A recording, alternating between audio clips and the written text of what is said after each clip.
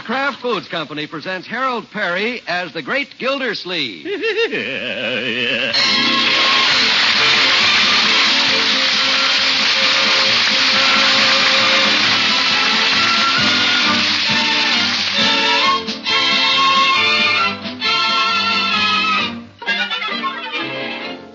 The Great Gildersleeve is brought to you by the Kraft Foods Company, makers of Parquet margarine. Every day, millions of women all over America serve Parquet margarine because it tastes so good. To market, to get some Parquet. Home again, try it today. You like it, you love it, like millions who say their favorite margarine. Parquet, P-A-R-K-A-Y, Parquet margarine, made by Kraft.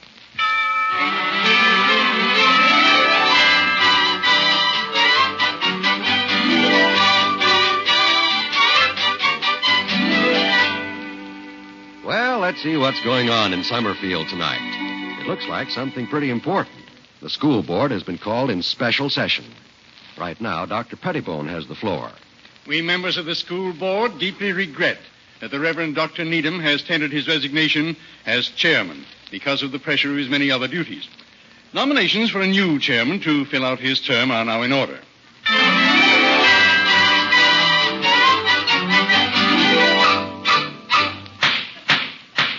The nominations are closed. We will now hear a few words from the two candidates we have nominated for chairman. Judge Hooker. If I am elected, I shall endeavor to perform the duties of this high office to the best of my modest ability. Thank you. And Throckmorton P. Gildersleeve. If I am elected, I'll do my best. That's all a man can do, is do his best. So if I'm elected, I'll do my best. Thank you.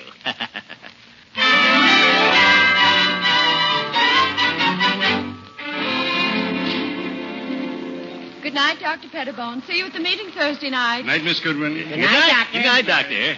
Oh, Gildy, Yes, Judge, old friend? were you intending to escort Miss Goodwin home? Yes, I was, but there's no reason why you can't come along too, Horace. Sure, I'm not intruding now. Why, of course not. It'd be a pleasure to have you. My, you two are certainly polite to each other tonight. We are? I hadn't noticed it. Just because we're running against each other is no reason we can't be friends. Is it, Horace, old friend? Of course not. Well, all right. Shall we get started? Yes, after you, Gildy. No, after you, Judge. No, after... No. Oh, come on, both of you.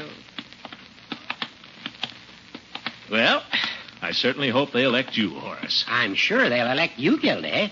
Well, what the heck. Let's talk about something else. Nice night, isn't it, Eve? Yes, it is. I just love it when it's cold and clear like this. Don't you? Judge, what makes you sure they'll elect me? Well, you're the best man for the job. No, I think you are. No, you're the best man. In what way? What? Oh, well, you've had more experience with children. Yes, but you've had legal experience. That's valuable, too. Yes, but you've had an administrative background. You've been a fine water commissioner. Yes. But you have a lot of intelligence, Judge. More than I have. Yes, I guess I am more intelligent than you, Gildy. What? Who said so? You did. Well, I didn't mean it. I might have known it. And I didn't mean those other things I said about you either. Well, I didn't mean what I said about you. Hypocrite. Fakers. Gentlemen, please. They'll never elect you, Chairman, my fat friend. They don't have a big enough chair. Why, you skinny old string bean, the only thing the school can use you for is a flagpole. Throckmorton. Gildy, I'm going to fight you tooth and nail. That's so? Where'll you get the teeth? Gildy. Hooker. Gentlemen.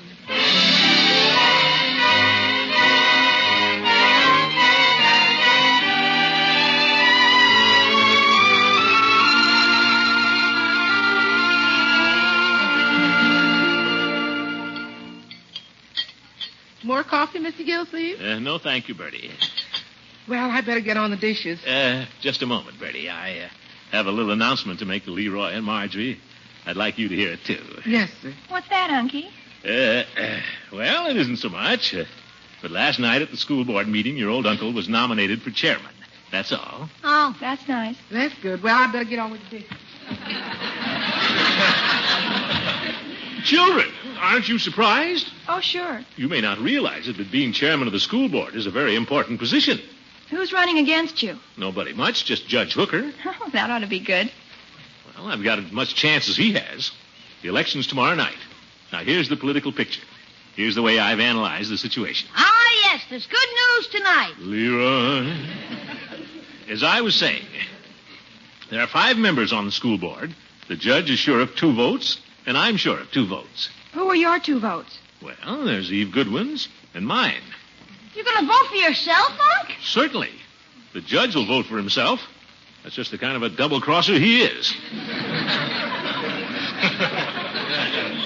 How about you? Well, that's different. The judge will get Reverend Needham's vote, too. They're old friends. That means Dr. Pettibone's vote will decide who's elected. As Pettibone goes, so goes the school board. Well, why don't you just ask him to vote for you? Oh, no, my dear. Politics aren't run that way. You have to work out an arrangement that's beneficial to both parties. Huh? Look, Leroy, I'll explain it. You scratch my back, I scratch yours. Scratch my back? Figure of speech, Leroy. If I ask Dr. Pettibone to vote for me, I have to throw something his way. Let him take out my appendix or something. You've already had your appendix taken out. Oh, yes. Guess you don't have 2. Wish I had some reason to go to the doctor. Leroy. Yeah, Unc? How do you feel, my boy?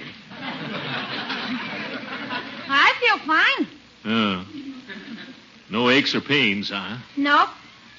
Say, I got an idea, Unc. What's that? I could paint spots on my face with iodine like I got the measles. Oh, for heaven's sake. Then I could stay out of school. Neat, huh? Well, no. A trick like that wouldn't be honest, my boy.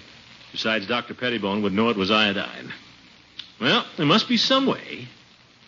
Don't look at me, Unky. I never felt better in my life. Oh. Oh, Birdie. Unky. What's up, Mr. Gildersleeve? How do you feel, Birdie? Huh? I was just asking after your health, Birdie. Oh, that's very nice of you. I feel fine, Mr. Gildersleeve. Oh. Oh, yes, sir. When I got up this morning, I felt so good, I said to myself, Birdie, there's one thing you got is your health. That's nice. You don't have to worry about a thing as long as you got your health. And that's what I got, health. Yes. No, Mr. Gildersleeve, you don't have to worry your head about Birdie. If everybody was like me, doctors would starve to death. I'm healthy.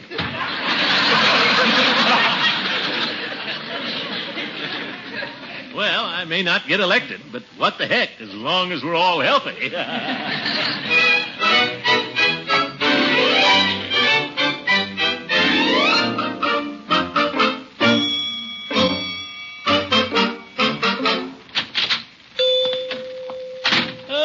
Good morning, Peavy. Oh, hello, Mr. Gildersleeve. Excuse me while I open this box. Oh, certainly. Take your time, Peavy. What's in it? Vitamins. Shipment just came in this morning. If I could just pry this board up. Nailed down pretty tight. Peavy, maybe you ought to take some of those vitamins yourself. Well, no, I wouldn't say that. Yeah. Just requires a little brute force, is all. Did you want something, Mr. Gildersleeve? Oh, no, Peavy. Just dropped in to say hello, old friend. Oh. Peavy, I suppose you know I'm running for chairman of the school board. Yeah, so I heard. If you'll excuse me, I'll put these bottles on the shelf. Oh, Peavy. Careful, Mr. Gildersleeve. Watch out for that box on the floor. I see the box. By the way, speaking of the school board, you know Dr. Pettibone. Oh, yes, I make up prescriptions for him. I've never been out with him socially. I know, but you see him, don't you? You mean now? No. I mean, you see him when he comes in. Well, of course. You can't run a drugstore with your eyes closed. Well, I was wondering if you might speak to him. Well, don't see why not. He always speaks to me. Oh. The doctor's a very friendly fellow. I don't care so much for his wife, though. No, Peavy. I want you to speak to him about me. You know, put a bug in his ear. Oh, I don't think I should do that. Besides, where would I get the bug? Oh, ye gods, I'm wasting my time. Good day, Peavy. Mr. Gildersleeve, look out, that box. Can I help you up, Mr. Gildersleeve? No. Oh, I'm sorry. You ought to be, leaving things around like that. Why, I could have broken my... Say! Peavy, There's a scratch on my leg. Oh, that's too bad. I'll get the iodine. You don't have to bother. But, Mr. Gildersleeve, it happened on my premises. And don't think I don't appreciate it. What? Better get right down and see Dr. Pettibone. Thanks a lot, Pete. Very peculiar man, Mr. Gildersleeve.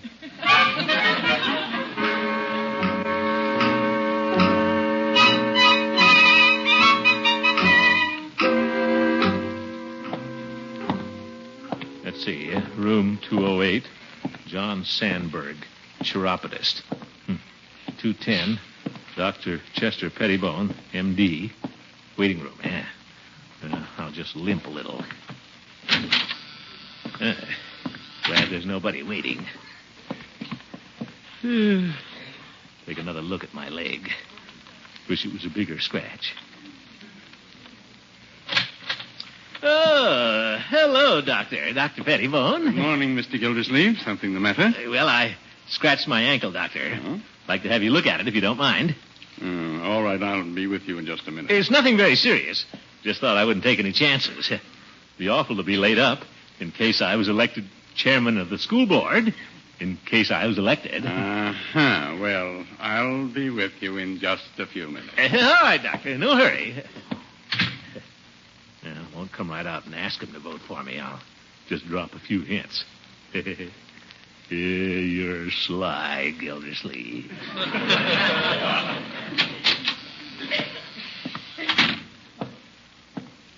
Gildy. Hooker. Is the doctor in? Yes, and I'm waiting to see him. Well, I'll just sit down and wait, too. Huh? What do you want to see him about? Well, I burnt my finger this morning. Spilled bacon grease on it. What do you want to see him about? Well, I fell down and scratched my school board. I mean my ankle. Gildy, I know what you're up to. And I know what you're up to. Don't forget I was here first. We'll see about that. Old goat. Malingerer. Oh, Judge Hooker. Good morning, Dr. Pettibone. You want to see me, too? Yes, Doctor. I burned my finger this morning. I was here first, Doctor. But my finger... But my ankle... Just a moment, gentlemen. If you want my diagnosis, I think you're both suffering from that dread disease, electionitis. Really? Yeah. Well, I thought maybe I might get electionitis. Well, I'm rather busy this morning. Good day, gentlemen. Good day, Doctor. Good day, Doctor. Well, Gildy, I guess he's on to us. Yeah. Anyway, it was a good try, Judge. All's fair in love and politics. I'll beat you yet, Gildy. Not if I can help it, you old goat.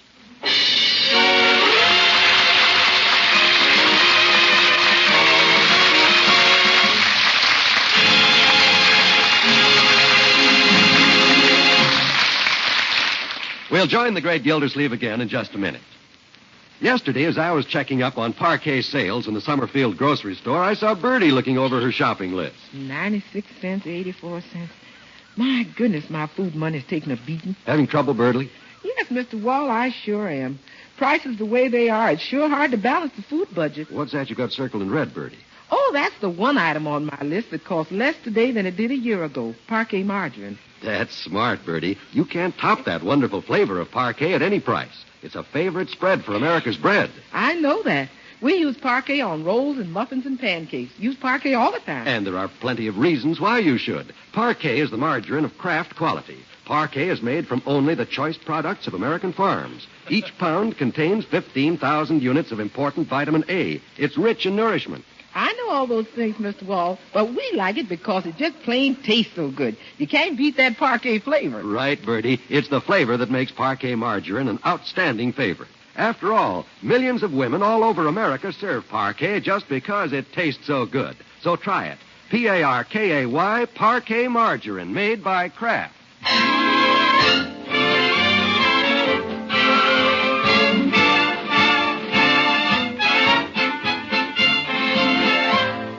Well, it's the day of the school board election, and so far, the Great Gildersleeve's political boom has fizzled out like a wet firecracker. A little disgruntled, he dropped into Floyd's barber shop for a haircut.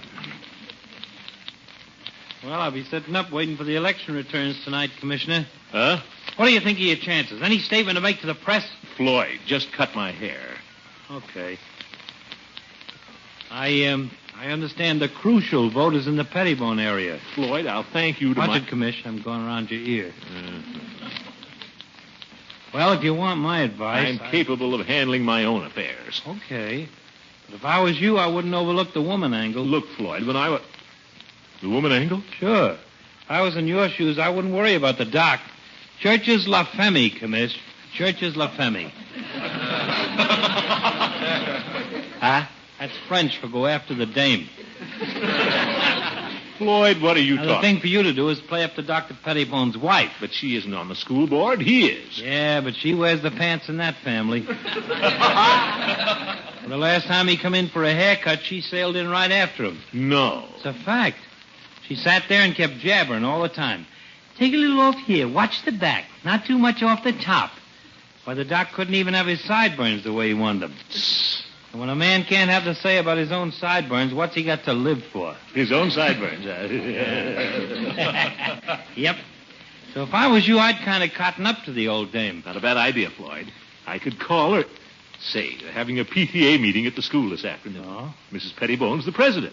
I could sort of just drop in and make a good impression. Now you're getting smart, Commish. You got to figure all the angles when you're in politics. Thanks a lot, Floyd. I won't forget this. That's okay, Commish. Maybe when you get elected, you can throw something in Floydie Munson's way.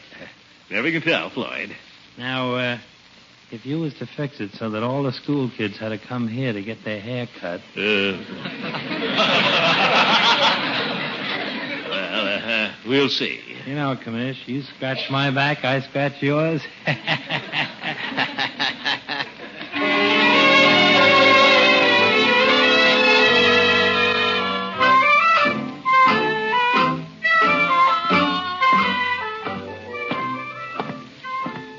What room the PTA is going to meet in.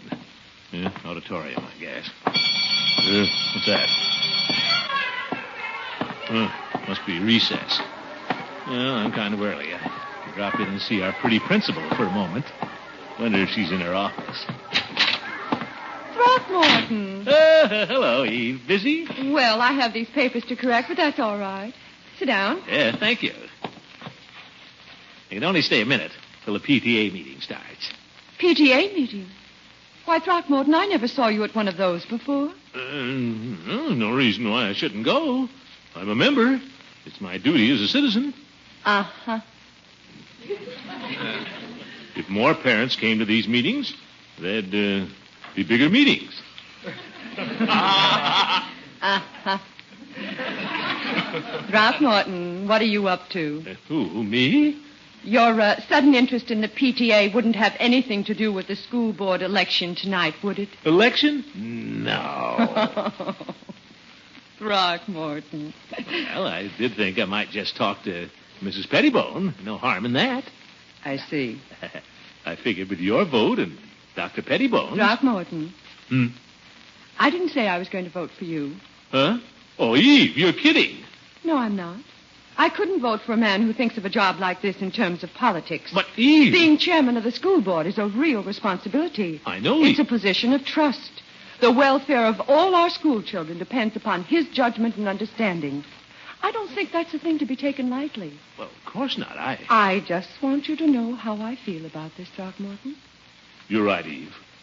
And I want you to know that if I'm lucky enough to be elected, I'll try to be all the things you want me to be. Do you mean that, Throckmorton? Yes. Well, I think you can count on my vote. I can? Well, thank you, Eve. And I promise not to send the kids down to Floyd's for their haircuts. What? Nothing. Well, Throckmorton, I think the meeting will be starting. We'd better... Eve? Yes? Now that you've promised to vote for me, how about sealing the bargain with a kiss?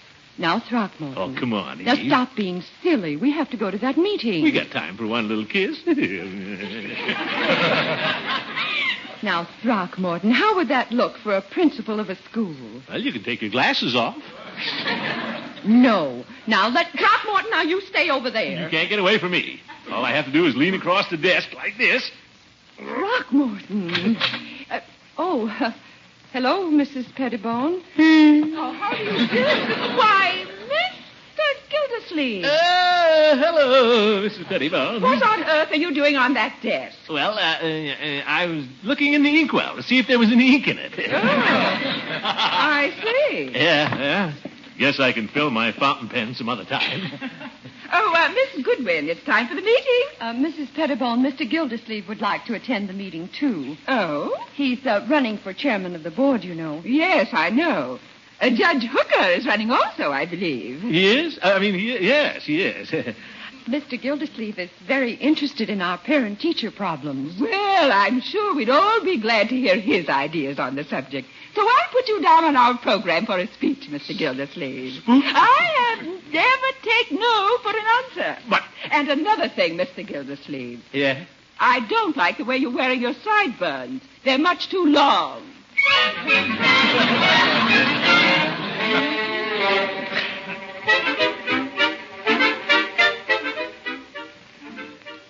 And so, in closing, Mrs. Pettibone and members of the Parent Teachers Association, I want to say to you that being chairman of the school board is a real responsibility. It's a position of trust, and no one should ever think of it in terms of politics. I thank you. Thank you, Eve. Oh, thank you, Mr. Gildersleeve. We're all grateful to you for your splendid talk. Now, our next meeting will be 2 weeks from today. We stand adjourned. Oh, you were wonderful, Mr. Gildersleeve. In my opinion, you showed a fine understanding of our school problems. Well... And what's more important, you displayed a great deal of dignity. Oh, that's what I admire, Mr. Gildersleeve. Dignity. Nice of you to say so. I think you would make a worthy successor to Dr. Needham, and I shall certainly suggest to my husband that he vote for you. Well, I wouldn't want you to do that. Oh, now there's no use trying to talk me out of it. If you insist. Thank you very much, Mrs. Pettibone. Well, I better be going. Goodbye, Mr. Gildersleeve. Goodbye.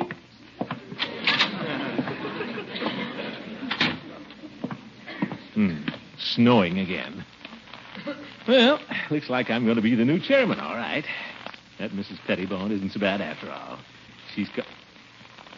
look at that little kid playing in the snow with his sled.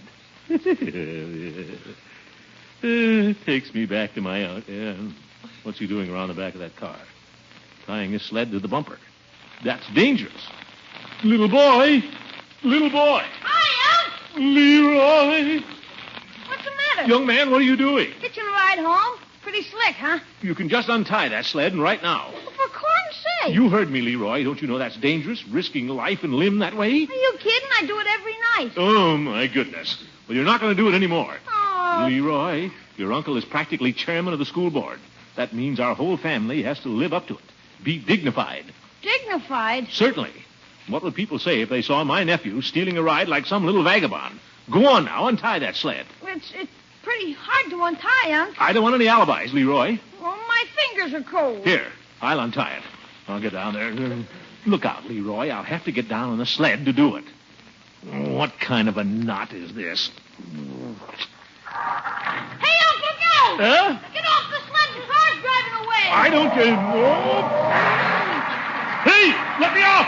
Stop that car! Please! Help! Help! Help!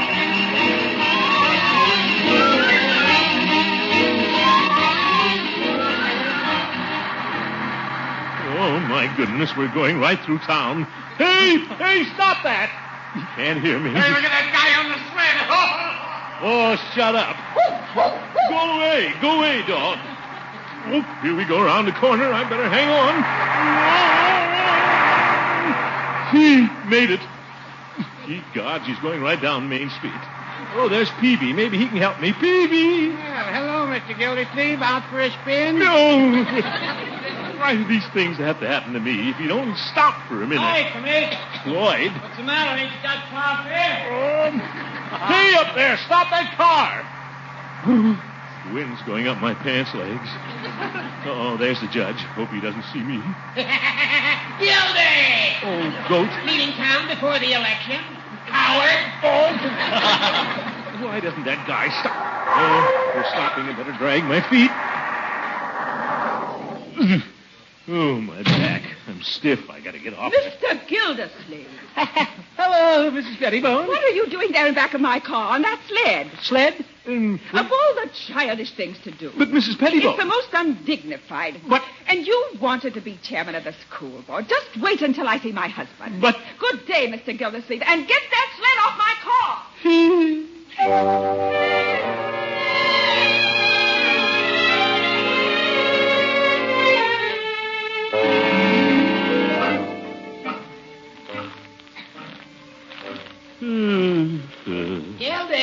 Gildy! Hooker, what does he want? Gildy, did you hear about the election? I know you're going to win, Judge. You don't have to rub it in. What? Haven't you heard, Gildy? There isn't going to be any election. Huh? Reverend Needham has reconsidered. He isn't going to resign as chairman after all. So the whole thing is off. Oh, well, you'd have made a very good chairman, Judge. So would you, Gildy. No, you'd have made a better chairman than I would. No, you would have made a better chairman than I would.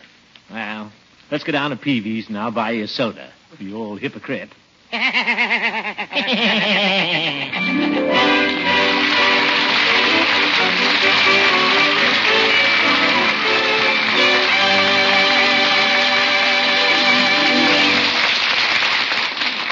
You'll hear something mighty interesting about the Great Gildersleeve in just a moment. Millions of families have found a way to make their bread, rolls, muffins, pancakes, and waffles a lot more tasty. They've been asking their grocer for Parquet margarine, the margarine of Kraft quality. Try it. You'll like the rich, fresh flavor of Parquet, and you'll be delighted to learn that Parquet actually costs less today than it did a year ago. Serve Parquet margarine and treat your family to a wonderfully delicious spread for bread that has long been a favorite in millions of homes. Ask for Parquet margarine, Parkay, made by Kraft.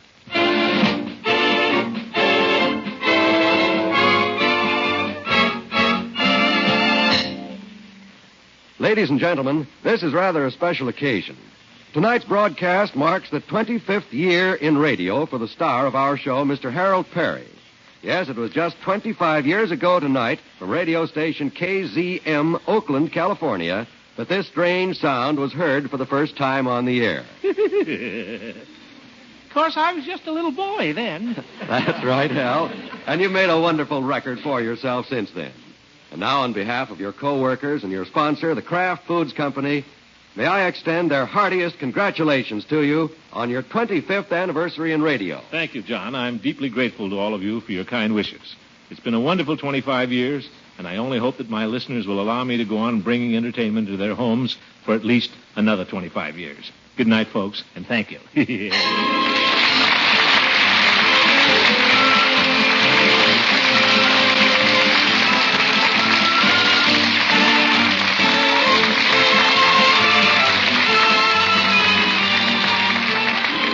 The Great Gildersleeve is played by Harold Peary. It was written by Gene Stone and Jack Robinson with music by Jack Meakin. Included in the cast are Walter Tetley, Louise Erickson, Lillian Randolph, Earl Ross, and Richard LeGrand. This is John Wald saying goodnight for the Kraft Foods Company, makers of the famous line of Kraft quality food products. Tomorrow night, Lucille Ball will be Al Jolson's guest on the Kraft Music Hall, heard over most of these NBC stations. Well. Don't miss it. Remember, tomorrow night. For exact time, see your local paper. And be sure to listen in next Wednesday and every Wednesday for the further adventures of the Great Gildersleeve.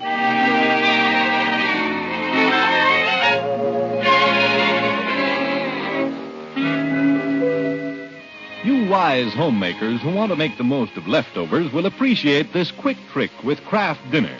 In just 7 minutes, you can cook the special macaroni that comes in each package of Kraft Dinner.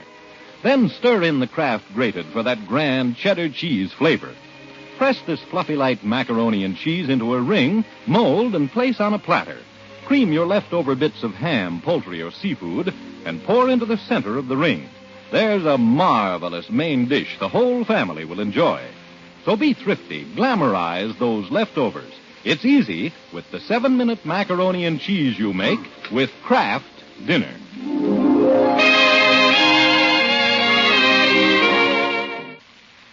This is NBC, the national broadcasting company.